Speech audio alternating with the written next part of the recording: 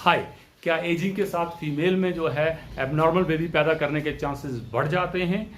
क्या virgin female में कभी oogenesis का प्रोसेस कंप्लीट हो पाता है? और क्या ब्लीडिंग प्रोसेस में मेंस्ट्रुएशन साइकिल के दौरान ब्लीडिंग प्रोसेस में फर्टिलाइज्ड एग जो है वो रिलीज होता है? और क्या हम नेकेड आई से ओवम को देख सकते हैं? हेयर स्ट्रैंड जितना होता है नहीं? इन्हीं क्वेश्चंस के साथ आज का जो है हमारा topic that is structure of female gamete that is ovum हम डिस्कस करने वाले हैं। तो ओवम का स्ट्रक्चर जो है वो पहले जो है वॉन बेयर ने इसको मैमल्स में देखा था, उसके बाद हर्टविग ने जो है कहीं फ्यूजन के प्रोसेस को डिस्कस किया था। तो ह्यूमन अगर हम ओवम की बात करें तो ये सेकेंडरी oocyte है जो मैच्योर ग्राफियन फॉलिकल से ओवोल्यूशन के बाद रिलीज हुआ है। ठीक है, oogenesis प्रोसेस के दौरान इसकी फॉर्मेशन हुई है, वो सारा डिटेल आप oogenesis में जाके देख सकते हैं। इसके बाद अगर हम बात करें तो ये रफली स्फेरिकल सा स्ट्रक्चर है, हैप्लॉइड है, having half set of chromosome, 23 chromosomes का नंबर इसमें रहेगा। और ये फीमेल गैमीट है, हम कह रहे हैं haploid non motile female gamete है। ये मूव नहीं करता स्पर्म की तरह, इसमें कोई ऐसा स्ट्रक्चर नहीं है जो इसकी मूवमेंट में रोल प्ले करता हो या ऐसा कोई स्ट्रक्चर है जो इसको मूवमेंट करवाता हो। तो स्फेरिकल नॉन मोटाइल और हैप्लॉइड फीमेल गैमीट जो है मैटरनल स्ट्रक्चर जो है जिसको हम क्या बोल रहे हैं ओवम या सेकेंडरी oocyte। तो हम कुछ चीज़ें और साथ में ऐड करके उसके बाद इसके स्ट्रक्चर पे चलते हैं। तो हम बात करते हैं ये माइक्रोलेसिथल है या ए लेसिथल है। अगर यॉक कंटेंट की बात करें, यॉक डिस्ट्रीब्यूशन की बात करें तो ह्यूमन एग में जो है यॉक कंटेंट नहीं है, क्योंकि वो इंटीमेट कनेक्शन प्लेसेंटेशन से होके जाते हैं, विविपैरिटी शो करते हैं, प्लेसेंटा बनता है उनमें। तो इंटीमेट कनेक्शन मदर और फ्यूटस का जो बनता है उससे ही सारी नॉरिशमेंट दी जाती है, इसलिए जो है वो यहाँ पे यॉक का वॉल्यूम ज़्यादा नहीं है जैसे दूसरे एग्स में आप देखते हैं। और ये शेल लेस एग है, इसको नॉन क्लेडोइक एग कहेंगे। चलिए अब हम बात करते हैं इसका साइज कितना है। ये 100 माइक्रोन है, मतलब नेकेड आई से हम इसको देख सकते हैं, दैट इज 0.1 मिलीमीटर जो है ये साइज में है। और वायबिलिटी क्या है, कहता है ये 24 आवर्स तक जो है वो सर्वाइव कर सकता है। फर्स्ट 15 आवर्स जो है इसके परफेक्ट टाइम पीरियड है जिसमें जो है फर्टिलाइजेशन हो, तो वो सबसे बेस्ट रहती है। और ये सेकेंडरी oocyte जो है मेटाफेज सेकंड स्टेज में अरेस्टेड है, जब स्पर्म इसके साथ एंटर होना है फिर फर्दर प्रोसेस रन होना है। ये सारा हम पढ़ के आ चुके हैं। आप चलते हैं हम स्ट्रक्चर पे कि ओवम के स्ट्रक्चर को हम अपनी कन्वीनियंस के लिए दो सेक्शंस में डिवाइड करते हैं। एक उसमें डिवाइड करते हैं जो इसकी बाहर कवरिंग है, प्रोटेक्टिव कवरिंग्स हैं जिसने इसको प्रोटेक्ट करा हुआ है अंदर के oocyte को। और दूसरा हम बात करते हैं इसमें जो अंदर लिक्विड कंटेंट है वो क्या है। तो पहले हमने कह दिया कि या एग मेम्ब्रेन्स जो हैं, एग शीट्स जो हैं वो कौन कौन सी हैं, और उसके बाद साइटोप्लाज्म। तो चलिए पहली पे चलते हैं हम। बाहर से अंदर की तरफ अगर हम बात करें, अंदर से बाहर की तरफ बात करें, ठीक है, अंदर से बाहर की तरफ जो सबसे पहली मेम्ब्रेन होगी अंदर, सबसे अंदर ये ब्लैक वाली जो दिख रही है, मैंने इसको एलैबोरेट किया हुआ है, बाहर भी लाया हुआ है देखने के लिए थोड़ा सा।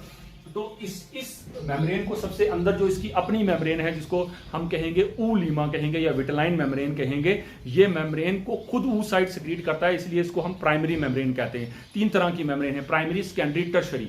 प्राइमरी मेम्ब्रेन वो होती हैं जिनको oocyte खुद जो है सिंथेसाइज करता है। यहाँ केस में आप देखेंगे कौन सी, जोना पैरासूडा और इसको, और दूसरी उसके सराउंडिंग में लेयर है जहां पे देखेंगे हम कोरोना रेडिएटा। टर्शरी हमारे केस में नहीं होती है, वो जहां पे जो है ओविडक्ट। ऊलीमा जो है इनर मोस्ट लेयर है, प्राइमरी लेयर है, प्राइमरी मेम्ब्रेन है। इसकी कंपोजिशन वैसे ही है, प्रोटीन लिपिड लिपिड प्रोटीन जैसे दूसरे मेम्ब्रेन्स की होती है। तो यहाँ पे ये क्या कर रही है, ये सारे के सारे लिपिड कंटेंट को प्रोटेक्ट कर रही है पहली मेम्ब्रेन जिसको ऊलीमा कह रहे हैं। मैंने इसको थोड़ा सा एलैबोरेट किया हुआ है, एलैबोरेटेड फॉर्म में आप इसके ऊपर देख रहे होंगे माइक्रोविलाई। अभी तक हमने पढ़ा था कि विलाय जो हैं वो सरफेस एरिया इंक्रीज करते हैं, एब्जॉर्प्शन में हेल्प करते हैं। तो यहाँ भी ये यही रोल प्ले कर रहे हैं, ये जो है कंटेंट को एब्जॉर्ब करने में बाहर से जो है वो हेल्प करते हैं। कौन, इस मेम्ब्रेन के ऊपर, यहाँ पे अंदर नहीं ड्रा किया है। मान लीजिए मैं ऐसे बात कर रहा था कि ये एलैबोरेटेड स्ट्रक्चर इस तरह से माइक्रोविलाय बना रहे हैं अंदर वाली मेम्ब्रेन में, जिस मेम्ब्रेन को हम क्या कह रहे हैं, ऊलीमा। ये पहली मेम्ब्रेन है जिसने इस पूरे इंटरनल जो लिक्विड कंटेंट है उसको प्रोटेक्ट करा हुआ है। ठीक है, इसके बाद अगर हम दूसरी मेम्ब्रेन की बात करें तो second membrane immediate to this is zona pellucida. Zona pellucida को हम जोना स्टेटिएटा भी बोलते हैं। ये मेम्ब्रेन जो है, ये मेम्ब्रेन नेक्स्ट टू ऊलीमा है, बीच में थोड़ा सा गैप छोटी है, व्हाइट स्ट्रक्चर देख रहे होंगे, बिल्कुल छोड़ा हुआ गैप है, इसको पेरिविटलाइन स्पेस कहते हैं। ये क्यों है बाद में बात करते हैं। ये जो रेड कलर की आप स्ट्रक्चर देख रहे हैं ये दूसरी है। ये बेसिकली परफेक्ट मेम्ब्रेन नहीं है, ये नॉन कह दिया नॉन सेलुलर ग्लाइकोप्रोटीनिशियस मैट्रिक्स है। इसको किसने बनाया हुआ है? इसको oocyte ने एज वेल एज इसके बाहर की जो तीसरी लेयर है जिसको हम क्या कहेंगे, कोरोना रेडिएटा, इन दोनों ने मिलकर सिंथेसाइज करा हुआ है इसको। ये परफेक्ट मेम्ब्रेन नहीं है, ये मैट्रिक्स कंटेंट है, इसमें क्या है क्या नहीं वो अभी पढ़ेंगे हम आगे। तो ये जो रेड वाला आप पूरा देख रहे हैं थ्रू आउट, इसको हम कह रहे हैं जोना पैलेसुडा। इस जोना पैलेसुडा में क्या है, कहता है ये जोना पैलेसुडा कहां है? It is located in between लीमा to that of corona radiata. Corona radiata बाहर वाली और अंदर वाली इन दोनों लेयर्स के बीच में है, ठीक है। थिन सी ट्रांसपेरेंट मेम्ब्रेन है, कहता है नॉन सेलुलर मेम्ब्रेन है। और इसकी आइडेंटिटी क्या है, इसमें क्या ऐसी खास बात है? इसमें हम बात करेंगे जो है रिसेप्टर प्रोटीन्स हैं, रिसेप्टर प्रोटीन्स जिनको हम ZP1, ZP2, ZP3 करके जानते हैं। अब तक आपने यही पढ़ा होगा ZP3 तक है, लेकिन ह्यूमन बींग्स में ZP4 भी है। तो ये क्या करते हैं, ये स्ट्रक्चर जो है ZP1, 2, 3, 4, जैसे ही बाहर से स्पर्म, अब मैं यहां पे एक स्पर्म मान लीजिए ड्रा करता हूं, तो स्पर्म का जो है, स्पर्म में हमें याद है कि उसका आगे ऐसे हेड पार्ट था, ठीक है, और पीछे उसका जो है वो फर्दर क्या है, टेल पार्ट है। तो हेड पार्ट में हमने एक्रोसोम बड़े डिटेल में पढ़ा था जिसमें स्पर्म लाइसन थे। उस स्पर्म लाइसन में हमने पढ़ा था कि हाइड्रोनिडेस एंजाइम है, कोरोना पेनिट्रेटिंग एंजाइम है, इसी तरह एक्रोसिन है, या जो डिफरेंट लेयर्स को पेनिट्रेट कर रहे थे। तो पहली जो हम बात कर रहे थे कि इसमें जो है वेजिकुलेशन होगी और बाहर की एक्रोसोम का कंटेंट जो है वो रिलीज होगा, क्योंकि हाइड्रोनिडेस वहां इसलिए था कि इसमें सीमेंटिंग मटेरियल है जिसको हम हाइड्रोनिक एसिड कह रहे हैं। इस सीमेंटिंग मटेरियल को जो है डिसॉल्व करने के लिए हाइड्रोनिक डेस एंजाइम जो है, हाइड्रोनिक कंटेंट जो इन ग्रैनुलोसा सेल्स के बीच में सीमेंटिंग मटेरियल था इसलिए मौजूद था। इसके अलावा इसमें जो कोरोना पेनिट्रेटिंग एंजाइम और दूसरे कंटेंट जो निकलेगा वो अंदर जाके जो है, क्योंकि मेन पर्पस क्या है, इसके न्यूक्लियस को इसके न्यूक्लियस के साथ मिक्स करना, उसके लिए रास्ता बनाना है। तो यहां पे भी ये ऑब्स्टेकल को दूर करने के लिए जैसे इसके साथ एंटर होता है, तो इसका मतलब कोई स्पीशीज स्पेसिफिसिटी है, हर किसी का स्पर्म उठ के ओवम में नहीं चला जाएगा, लाइन का उठा के डालेंगे नहीं जाएगा। इसका मतलब स्पीशीज स्पेसिफिसिटी है, कोई ना कोई मार्कर्स वहां हैं, रिसेप्टर्स हैं जो पर्टिकुलर टाइप के गैमीट को आइडेंटिफाई करते हैं। और यहां स्पर्म के केस में जैसे ही स्पर्म अंदर इसके साथ जाके फ्यूज होता है, मैं जिसको बोल रहा था क्या, रिसेप्टर्स की बात कर रहे थे, तो ये स्पेसिफिसिटी फाइनल करते हैं कि कौन सा। ये जोना पैलेसुडा जो है इसके ऊपर एक तरह का ये गेटकीपर एक्ट कर रहा है अंदर के इस पूरे मटेरियल को बचाने के लिए। बाहर जो भी चीज होगी पहले वो इसके साथ जो है इंटरेक्ट करेगी तभी अंदर आएगी। बाहर से अगर पहचान होगी, हाँ आप इसी बिल्डिंग में रहते हैं, इसी बिल्डिंग में जाना है, इसी घर के पर्सन है, तभी आपको अंदर अलो किया जाएगा। तो जोना पैलेसुडा एज अ गेटकीपर एक्ट कर रहा है, जो है इसको अंदर आने के लिए हेल्प कर रहा है, अंदर आने में, आइडेंटिफाई करने में हेल्प कर रहा है स्पर्म को। जैसे ही जोना पैलेसुडा के साथ ये अटैच होगा, आगे हम बात करते हैं कि इसमें फर्दर प्रोसेस क्या होगा। तो जोना पैलेसुडा ये भी प्राइमरी मेम्ब्रेन है जिसको oocyte ने और बाहर की कोरोना रेडिएटा में बनाया हुआ है। इसमें ZP1, 2, 3, 4 रिसेप्टर्स हैं।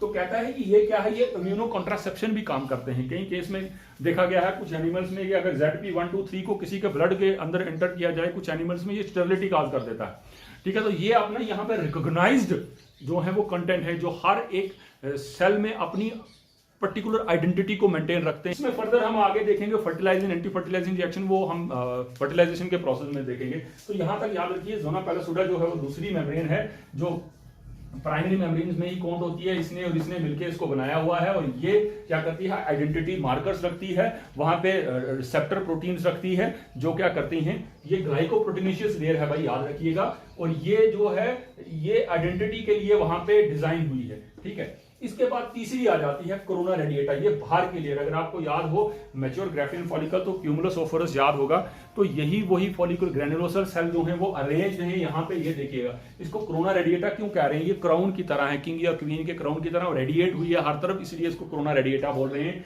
ये कोरोना रेडिएटा जो है इसमें ये ग्रैनुलोसर सेल से बनी हुई लेयर है, अगर पूरी इकट्ठी कहूं तो ये कोरोना रेडिएटा है, ठीक है। इस कोरोना रेडिएटा में है क्या, मैंने फिर आपसे कह दिया ये उसके सेल हैं और उसके बीच में सीमेंटिंग मटेरियल था जो हाइड्रोनिक एसिड से बना हुआ था, उसको ब्रेक डाउन करने के लिए हाइड्रोनिडेस एंजाइम जो है वो काम कर रहा था। यहां पे मैं एक चीज ऐड करूं, इससे पहले कि हम ऊप्लाज्म के अंदर चलें, यहां मैं कुछ रिएक्शन आपको करके बताना चाहता हूं कि प्रोसेस क्या हुआ। यहां तक तो हमने पढ़ लिया कि सीमेंटिंग मटेरियल रिमूव हुआ, हाइड्रोनिडेस ने सीमेंटिंग मटेरियल रिमूव किया और उसके बाद ये अंदर जाके जो है किसके साथ अटैच हुआ, जाके जोना पैलासोडा के साथ, जो कि गेट कीपर एक्ट कर रही थी। ठीक है, उसकी आइडेंटिटी थी ZP 1 2 3 4। ये बहुत लंबी बात हो जाएगी अगर उनको डिटेल में डिस्कस करना शुरू करेंगे।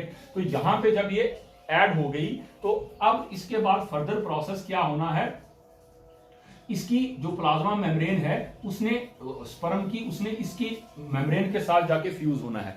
जैसे ही ये मेम्ब्रेन इसके साथ फ्यूज होती है तो ये पॉलीस्पर्मी को अवॉइड करने के लिए क्या करती है, पहला स्पर्म जैसे ही उसके साथ टच होगा उस मेम्ब्रेन में चेंजेस आएंगे। जो हम बात कर रहे थे कि पॉजिटिवली बाहर से चार्ज है, नेगेटिवली चार्ज है, अंदर से चार्ज है, तो वो चार्ज जो है वो रिवर्स हो जाएगा।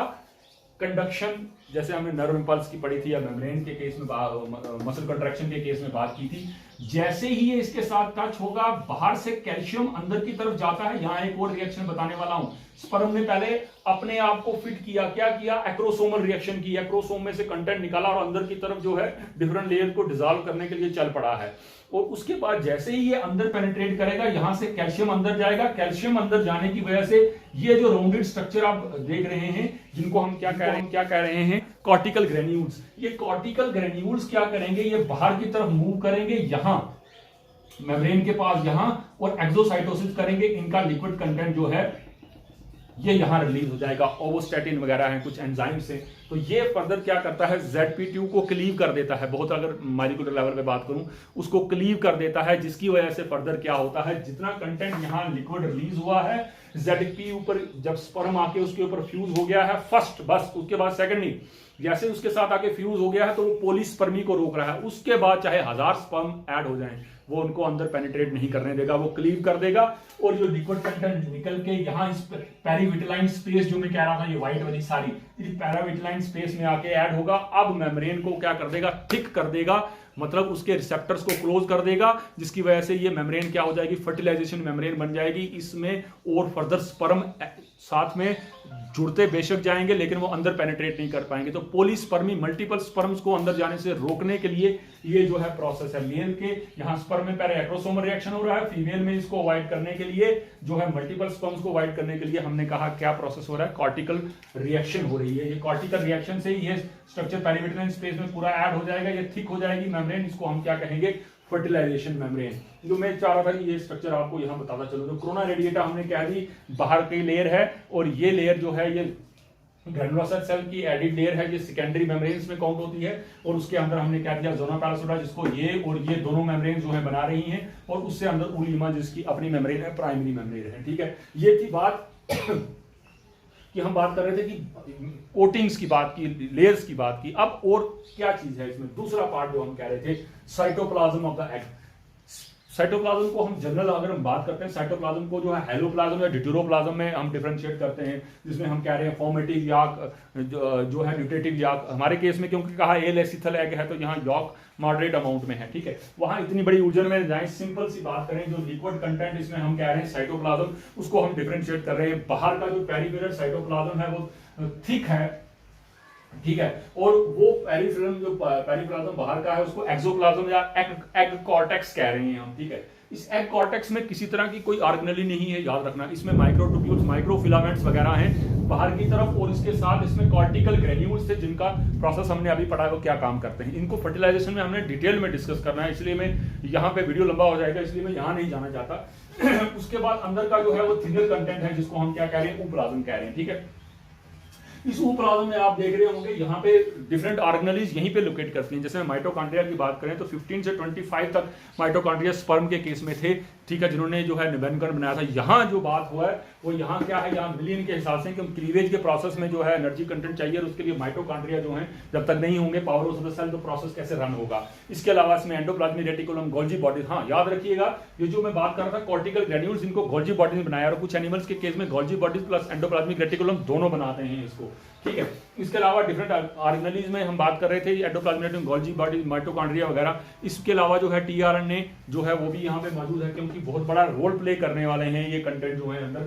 और इसके अलावा अगर आप देख पा रहे हो ये एक स्ट्रक्चर सेंटर में दिख रहा है जिसको हम क्या कहते हैं, जर्मिनल वेसिकल बोलते हैं। ये क्या करता है, ये बाहर से ओवोप्लाज्म से सारा जो है कंटेंट जो है वो एब्जॉर्ब करता है, साइज में बड़ा हो जाता है, न्यूक्लियस जिसको हम बोल रहे हैं, तो ये जर्मिनल वेसिकल कहलाता है। और इसके अंदर जी स्पॉट है, दैट इज न्यूक्लियोलस, जिसको हम जर्मिनल स्पॉट कह रहे हैं। इसमें वही 23 नंबर ऑफ क्रोमोसोम्स हैं भाई। ये तो मैं कह रहा था जब सेकेंडरी oocyte जो है वो रिलीज हुआ है तो एक पोलर बॉडी साथ में रिलीज होती है जिसको ओवम ने टरका दिया है, कहीं उसको डॉज कर दिया है। सारा साइटोप्लाज्म ओवम के यहाँ है, ठीक है। उसने फर्दर डिवीजन के लिए जो है साइटोप्लाज्म कंटेंट लार्ज अमाउंट में उसको चाहिए, दैट्स व्हाई सारा साइटोप्लाज्म यहाँ है और पोलर बॉडी यहाँ है। ये पोलर बॉडी जिस एरिया में है, एक तो बात हो रहा है कि न्यूक्लियस एक तरफ जो है वो मूव हुआ है। न्यूक्लियस एक तरफ इसलिए मूव कर दिया गया है क्योंकि स्पर्म की एंट्री यहां से होनी है, कोन ऑफ रिसेप्शन बनना है, इसलिए उसको एक तरफ शिफ्ट किया हुआ है। जिस तरफ ये शिफ्टेड है और पोलर बॉडी है, उस एरिया को हम एनिमल पोल कहते हैं। ये मेटाबॉलिकली बहुत ज्यादा एक्टिव एरिया होता है। इसके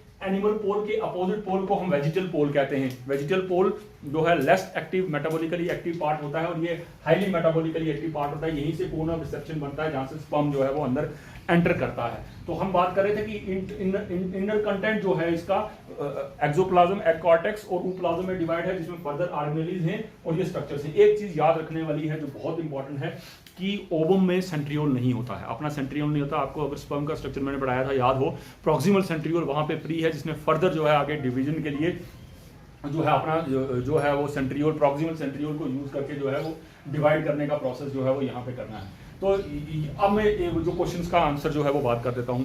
पहले हम बात कर रहे थे कि क्या जो है एजिंग के साथ फीमेल में फर्क पड़ता है। हाँ, जरूर पड़ता है। जैसे ही फीमेल एज होती है बहुत लॉन्ग टर्म तक, अगर ये एग जो है रेस्टेड स्टेज में रहेगा तो लेटर स्टेजेस में क्या होता है, जब क्रोमोसोम्स की सेपरेशन होती है तो उस टाइम कहता है कुछ स्पिंडल फाइबर्स जो है प्रॉपर फंक्शन नहीं करते हैं, जिसकी वजह से नॉन डिसजंक्शन का प्रोसेस हो जाता है। उसमें क्या होता है, क्रोमोसोम जो है 23 सेपरेट होने के बजाय कोई सेक्स क्रोमोसोम या कोई ऑटोसोम जो है, जैसे डिफरेंट हम पढ़ते हैं, जैसे डाउन सिंड्रोम है, क्लाइनफेल्टर सिंड्रोम है, एडवर्ड सिंड्रोम है, पटू सिंड्रोम है, ठीक है। ऐसे ढेर सारे सिंड्रोम्स हैं, ढेर सारे डिफेक्ट्स जो हैं वो जनरेट हो जाते हैं जब 30+, 35+ के ऊपर हम जाते हैं। फीमेल का अगर इतने टाइम पीरियड में एज, जितनी एजिंग उसकी बढ़ती जाएगी उतने एबनॉर्मल बेबीज पैदा करने के चांसेस जो हैं वो बढ़ते जाते हैं। एक क्वेश्चन ये था। दूसरा ये था कि अगर ब्लीडिंग के टाइम में ओवम रिलीज होता है, बाई नहीं होता है। सीधी सी बात समझ लीजिएगा कि 40th डे में जाके ओवम रिलीज होता है। पहले 5 दिन में ब्लीडिंग होनी है, 40th डे में ओवम रिलीज होके अनफर्टिलाइज्ड ओवम अंदर पड़ा हुआ है तो वो 15 दिन थोड़े आगे 14 दिन वेट करेगा कि ब्लीडिंग होगी, मैं उसके साथ बाहर जाऊंगा।